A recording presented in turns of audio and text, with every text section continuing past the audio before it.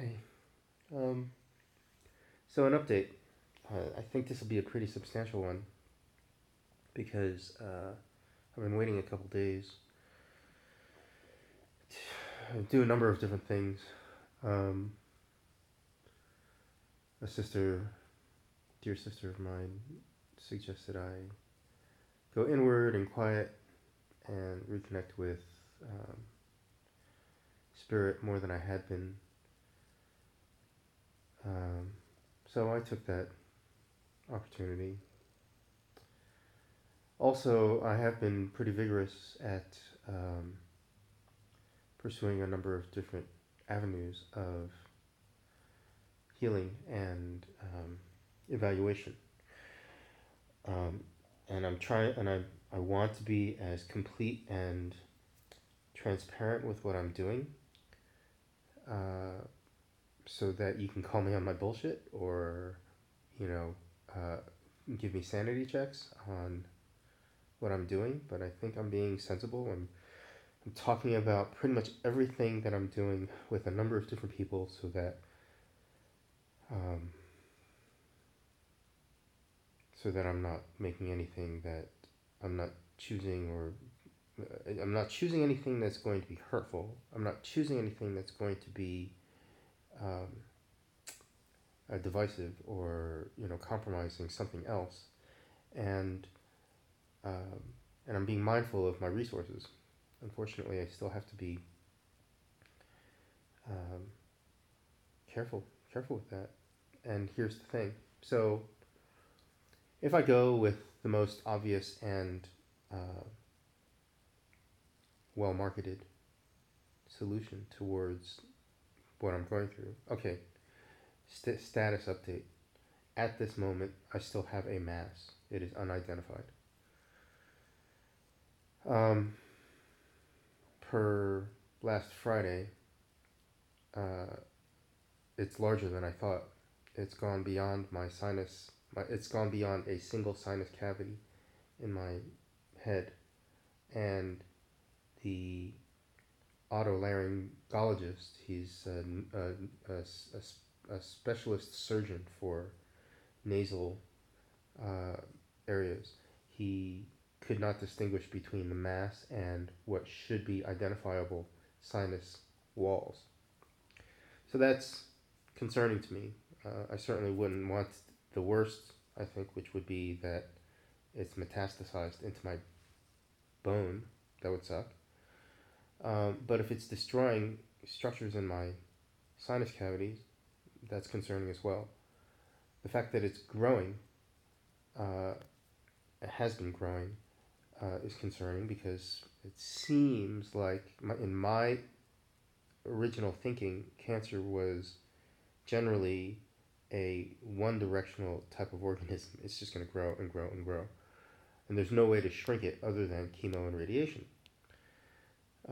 which is just burning the hell out of it. But it also is very destructive to other things. It's toxic and really, really miserable. I've never heard anybody that's enjoyed chemo and radiation.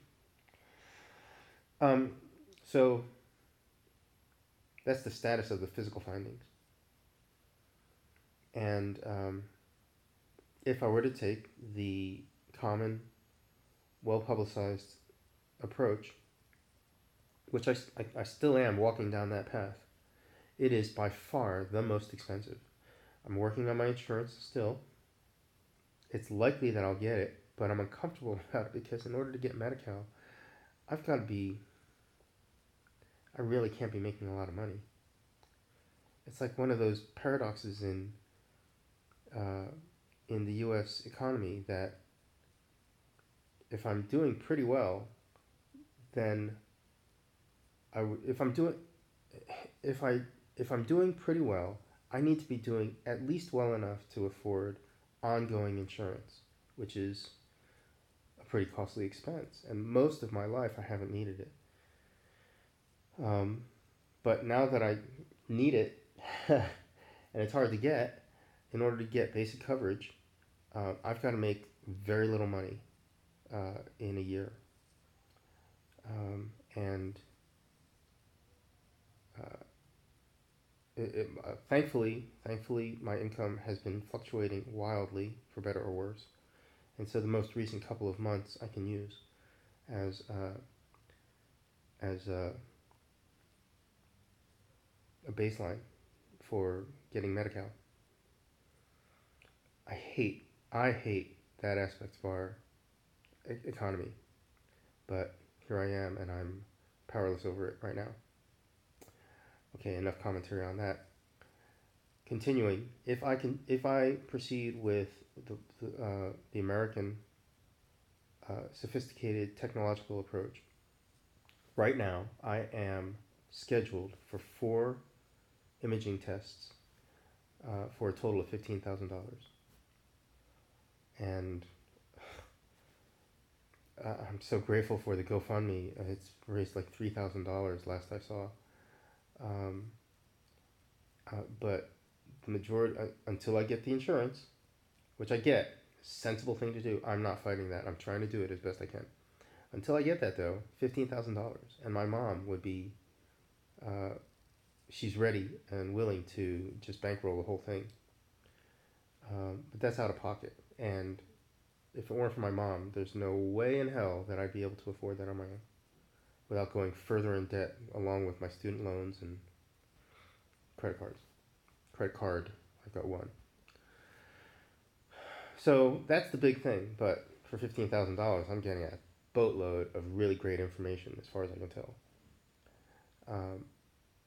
But now, here's where I've been trying to stay open-minded and sensible with alternative approaches.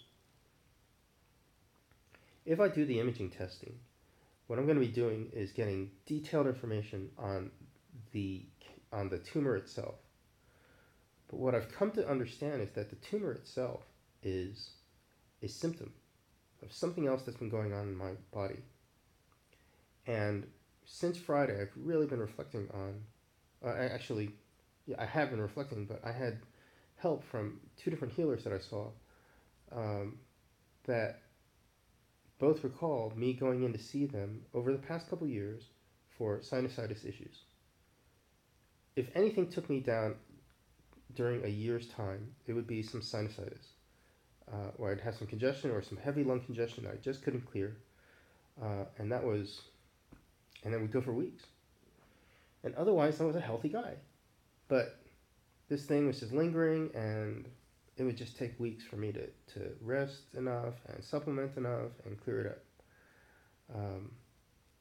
And maybe I could have shortened that with antibiotics, but I've been reluctant to do that, just for antibiotic resistance.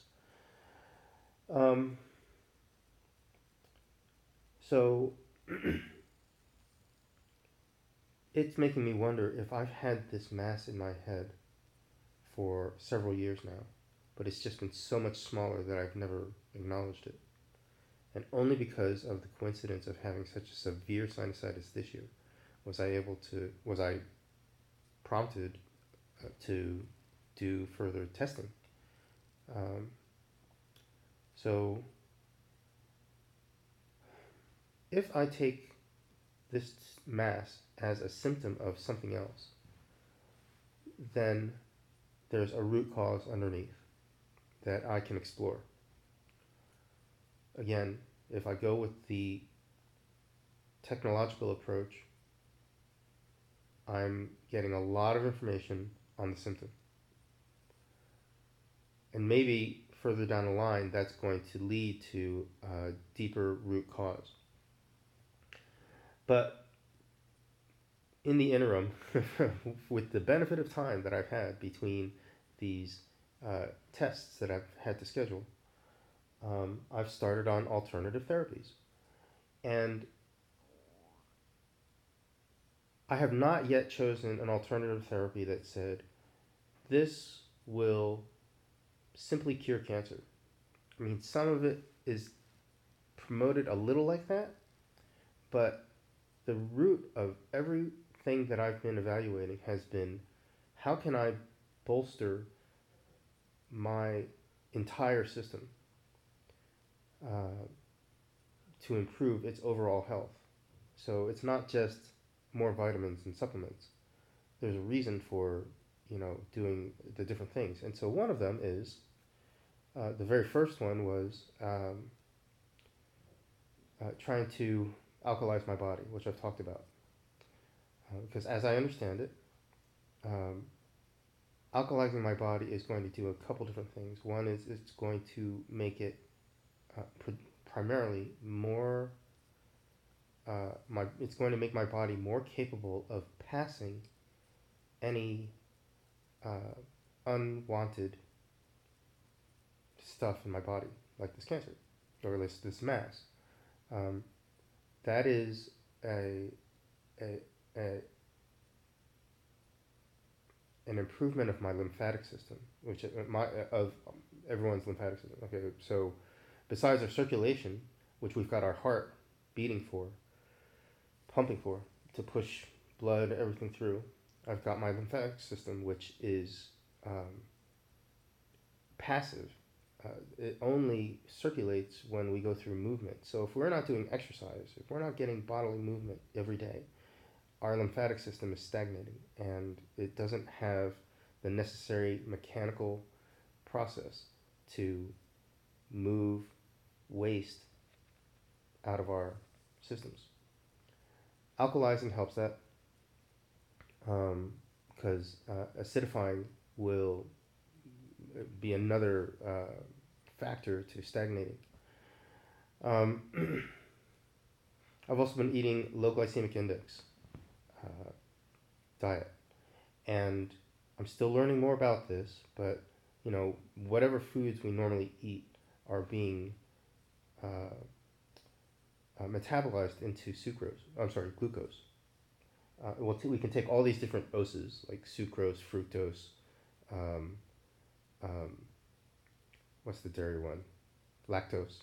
Those are all the different forms of sugars that come in our foods, but they get metabolized down to a different ose, a glucose, and that's what our red blood cells use for energy and for um, um, actually doing their metabolic processes, like the handling of oxygens and the movement and passing of nutrients to the rest of our body.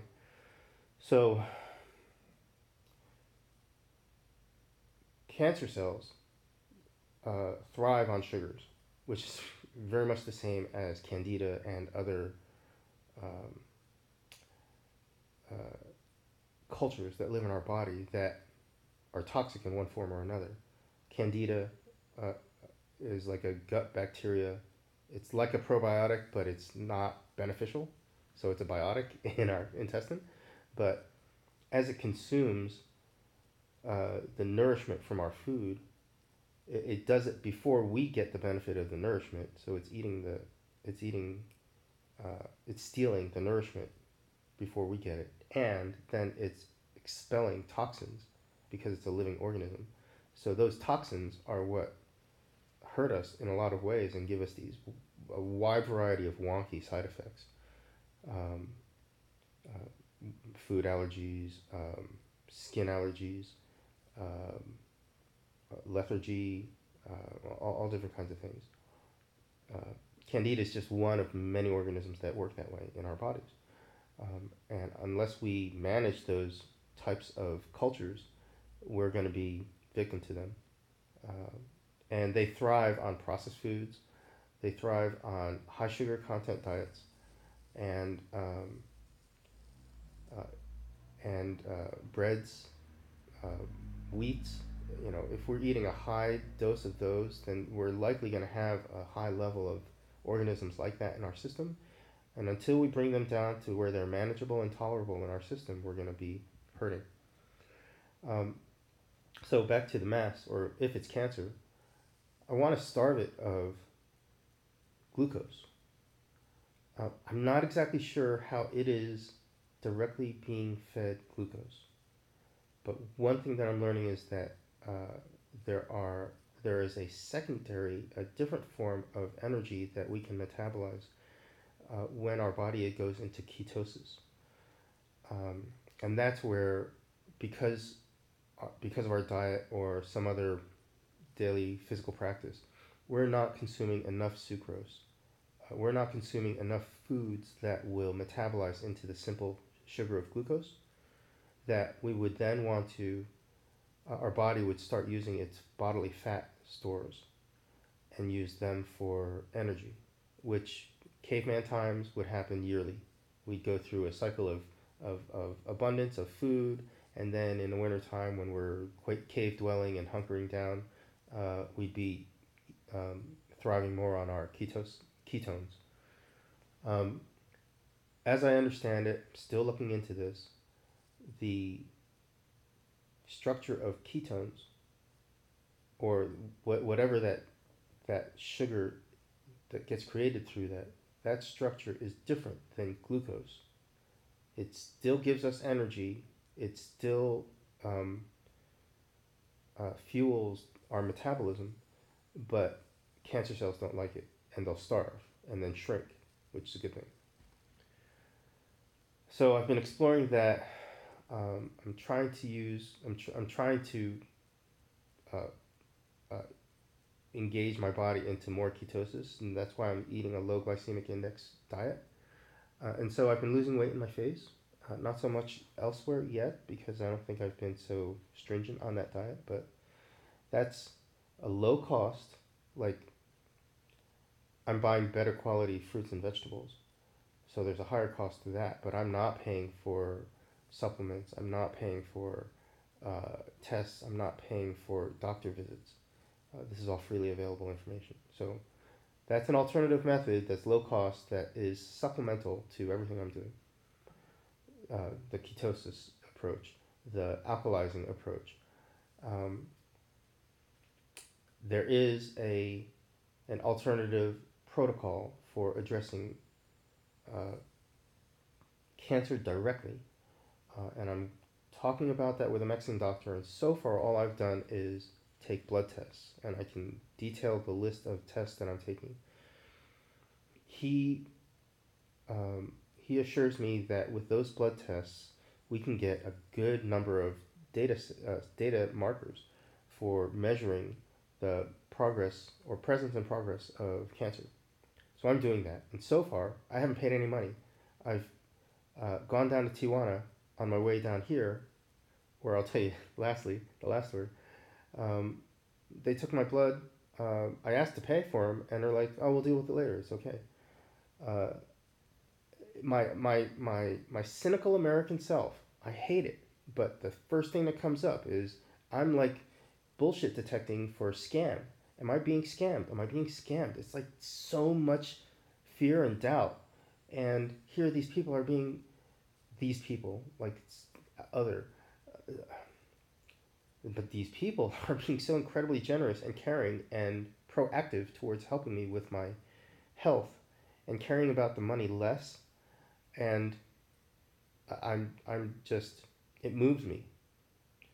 Uh, in contrast, uh, with many of these, I think with every single one of these American tests, when they hear that I don't have insurance, they're like, basically, dude, um, if they don't come out and say, dude, how come you don't have insurance, uh, which they pretty much do, then they're like, we got to warn you, this is going to be really, really expensive. And we want to make sure that you're set up for being able to pay us for this before we, move forward. And I get that a lot of it's patient education, but the first thing, one of the first priorities in engaging in the American medical system is money, first and foremost. And that makes a lot of sense from an American perspective. But then I come to Mexico, and it's like, don't worry about it. We'll take care of it. We'll worry about that later. And uh, and they just get to work. They take my blood, and they get processing on it. They start doing their work for me. And that is so different. And I only get that when it's one-on-one personal interactions in America. I don't get that in the businesses. And I think that's killing our culture. Set that aside. Okay, so ketosis, alkalizing. And before that was the current imaging testing. So I'm talking about now the one medical doctor that I'm working with from Mexico. with the blood tests. And he has yet to accept any money from me. He's been very responsive, very engaging, asking everything else that I'm doing. All these different people that I'm talking about, I'm telling them everything else that I'm doing so that I make sure that none of them is compromising the other. Um, so I'm talking to this doctor, and he says, well, depending on the cancer that we determine from your blood tests, there are going to be choices of protocols, but we'll have to decide that when we get there. We haven't gotten there. So I'm waiting for those blood tests, and then I'll have that conversation. And if he determines that I've got a very identifiable type of cancer, we'll have that conversation. But I will bet you good money that it's not going to be nearly as much as my imaging tests. 15,000 for 4 of the new ones. I've already paid, money for the ones in the past. So, lastly, the reason that I'm here in Morelia, Michoacan, this is my terrible Spanish after 30 years of living in San Diego. I've been working with a doctor who is, this whole experience. I worked with a fella, Ken, like 25 years ago, maybe 30 years ago, at Academic Press, downtown San Diego. And it was a brief engagement, but it was notable because we liked each other, we worked well together, and it was very cooperative and productive. And we stayed in touch all this time, but it wasn't until I came down to Tijuana for my dental surgery that I met up with him again in person at his home in Tijuana. And the work he's doing is extraordinary. I'll share about that separately. There are a number of different things, and they're exciting and humanitarian at their core, and just incredibly loving. And so he connected me with his business partner, Tomas. And Tomas, from the instant that we connected, he's been nothing but just a model of generosity and brotherhood and care, and he's putting out this effort to come to me where I am, and I'm kind of flabbergasted. I mean, again, I've experienced this at times with close friends, like lately it was with the whole Rotor X crew, Benson and Martin, just everyone at our excursion was so generous in coming to basically where I was once I got to them. But just being met that way personally is just so fulfilling and so comforting and just awesome. So Tomas has been doing that for me, just lavishing me with his own products, no charge. He's not charging me. He picked me up downtown yesterday to drive me from downtown San Diego to Tijuana. He drove me to the blood test for this other doctor. And then he drove me to Ken's. We hung out for like an hour. And then he drove me to the airport to fly to Morelia here to meet with a doctor that is familia. And so this doctor is producing what they call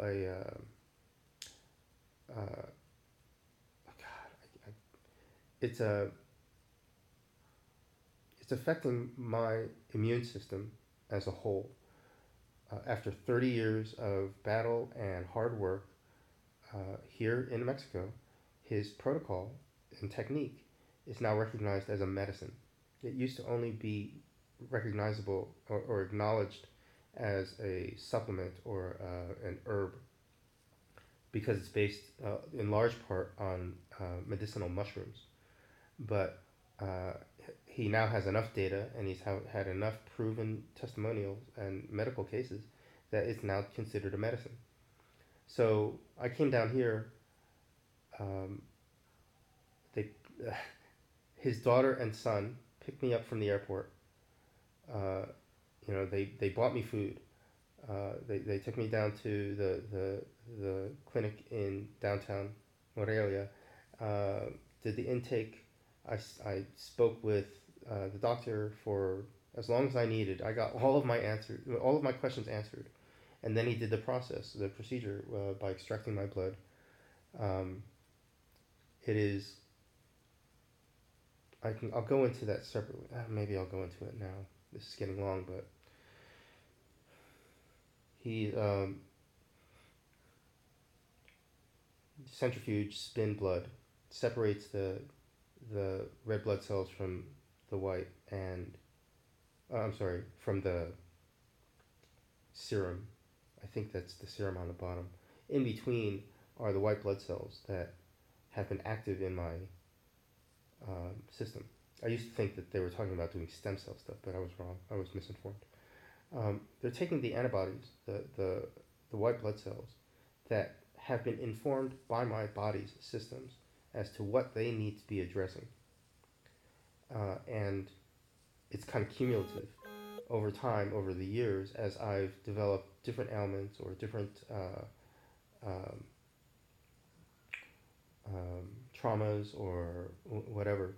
These antibodies are going around and they're like looking for these different things that they need to get rid of. But some of them are a lot to deal with, and or it's cumulative because all these different things, these antibodies get more and more informed. This is my layman's term, best I understand, but it made sense to me that these antibodies are becoming so informed about all the different things that are in my system that now they're a little overwhelmed. And some of these things they can't get rid of because they're either gone, dormant, or just kind of a low enough threshold that it's been tolerable to my system.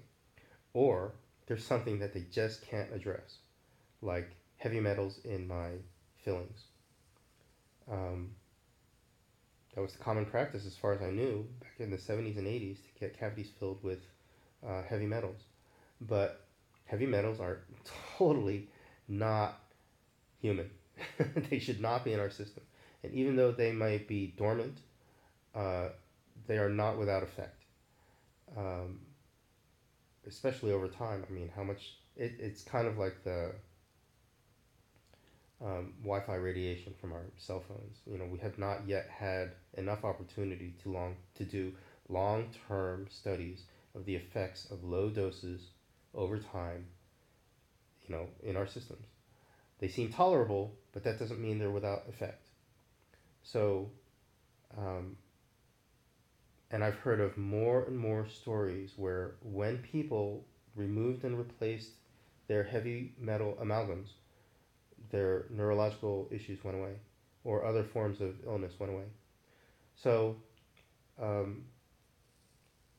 anyway, the blood work that he did is going to vaccinate my system with these.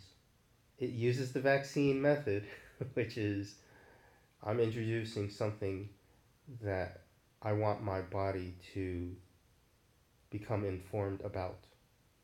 And then I want my body to remove that or fight against it, use its own, functions to deal with it. And by dealing with it in a low dose, it's then prepared to deal with it on a larger dose in case I ever get, exposed to the actual germ. So I'm doing that by injecting my own confused antibodies back into my system, and I'm going to ask. I'm expecting my own body's system to remove all of the antibodies that it created itself that have been overwhelmed with information. And then once those are out of my system, I've basically, quote, reset my immune system so that it's now ready to look for new threats and deal with them. But they're going to be in a much more healthy, vital state. My whole immune system. Is it hokey? It felt and seemed hokey to me, and that's why I kept poking at it. But I had this referral from a trusted friend that I've known for years, and he's seen firsthand experience. His health has been tremendous. So is Tomas's. Secondhand experiences by so many different people that have told of amazing recoveries using this therapy. So, okay, I'm intrigued. Am I being fleeced? Well, the total amount for this has been uh, a little over $400 for the procedure and the doctor's time, and the air flight, because timing wise, I wanted to do this sooner than later, as opposed to wait for him to come up to Tijuana. But that's a drop in a bucket compared to um, the imaging tests of $15,000. Um, and if it can do anything that it says it's doing, then as a whole, even if it doesn't miraculously cure me, this is a huge benefit to my system, or my systems overall. So that's why I'm here in Morelia, Michoacan. I'm gonna start having fun speaking Spanish more, because the experience of being cared for in this way is so moving and so personal and so very much what I've been trying to foster in America, but it's like pushing against, you know, the a river's current. It's a torrent. It's so hard to develop this when most people are beholden to the big systems that we have in place in America. It is the matrix. I mean, that's the metaphor. And stepping out of the matrix doesn't necessarily. Here's what this proves to me: stepping out of the matrix doesn't mean I have to fight tooth and nail to find my freedom and liberation from inside America. I can just cross the border and go to Mexico, or cross the border and go to Canada, and have a very different experience. And from an Anglo-centric perspective, uh, it's them, and they're doing it wrong, and they're missing out. And what about this? They haven't considered that, and yada yada. And what about our greatness? And there's just no comparison. But that's not true. It's not true. It's not true. The experiences that I've been having do not bear that out. And is it anecdotal? Yeah. Okay, I get it. I'm just one data point. But I'm telling you that my experiences elsewhere, outside of America, have been wonderful and compassionate and loving and communal. The experience of community is just profound. And I've met incredibly polite and intelligent and powerful people in America that are helping me. But the soup that it's all happening inside of is, ugh. I hate to say it. I've been a technologist my entire life, and I'm so sad and disappointed to see the state, the quality, the character of our society now. It's tragic. So, wow, I'm over half an hour. This is the longest update yet, but all of these things are happening. We're still in the process of procuring a Rife machine, so we haven't spent any of the money from the GoFundMe. And trying to manage the resources, trying to manage the cash. You know, I've still got the orders in for the imaging. I'm not trying to say no to that, but it's just a really heavy pill to swallow. That was a pun. That was pretty appropriate. I'm in good spirits. I'm not terminal. I don't have late stage cancer that I know of. So generally I'm feeling really good. And I'm fighting this as fully as I can, as intelligently as I can. And I'm so grateful that, as far as I can tell, I still have the benefit of time to do so. And these alternative therapies that I'm looking at have really cost very, very little. And I've absolutely been experiencing immense, immediate effects that, from everything that I've looked at, have no detriment at all. And if I do continue needing to go with chemo and radiation, they will only help me in my experience of that by bolstering my systems overall. Um, so I don't think I've made any missteps, not any significant ones. Um, and I just want to lay this all out there. This is just a big info dump of everything that I've come up with so far, my game plan so far, and not in detail, but yeah, you kind of know where I'm at, and just an update on my spirit and my condition. I'm doing pretty well. So thank you all for all of your support. The personal support that comes one on one is the thing that is most uh, vitalic, vita- vital, most vital to me. It is the thing that moves me. It's the human connection that is the most precious aspect of my human experience. Uh, so I so greatly value everything that each individual person is doing and saying and contributing. It's just so thankful. Um, Shout outs to Todd and Rivka and Karen and again Tomas, Kimberly and gosh, Adi, Ren, her and Eric and Jason, Matt. Gosh, I didn't prepare to talk about all the different people that have been just really helping. Liat, uh, Becca,